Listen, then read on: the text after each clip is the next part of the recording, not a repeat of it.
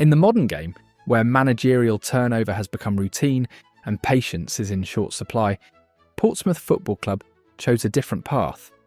And in the 2023-24 season, that rare commodity, belief, was finally rewarded. When John Mousinho was appointed in January 2023, eyebrows were raised. A relatively unknown figure, with no prior managerial experience, handed the reins of a proud but demanding football club.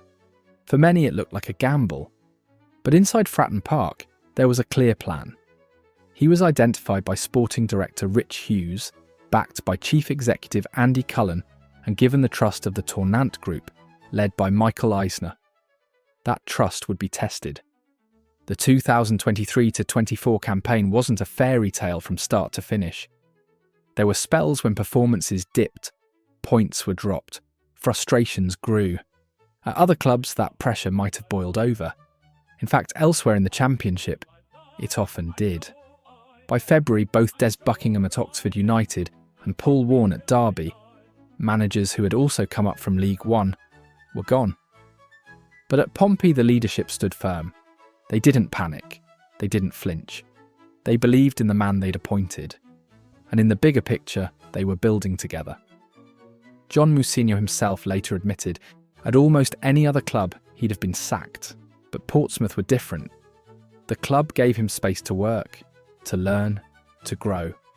And the results came, not in a straight line, but in a steady climb. One that ultimately secured a second successive season in the Championship. That belief didn't just come from the boardroom. The Fratton faithful played their part too. Through the tougher moments, they stuck with their team and with their head coach. There was no toxic atmosphere, no calls for change. Instead, there was understanding, a sense that something meaningful was happening, even when it didn't always show in the league table. Behind the scenes, the alignment was clear. Rich Hughes had the freedom to shape the football structure. Moousinho was the next piece of that puzzle, and from top to bottom, the club was unified. Communication was constant. Decisions were deliberate. There were no rash moves to protect reputations or chase headlines. Only commitment to a shared vision. Moussinho's approach was equally grounded. Every choice he made, he said, was with the long-term health of the club in mind.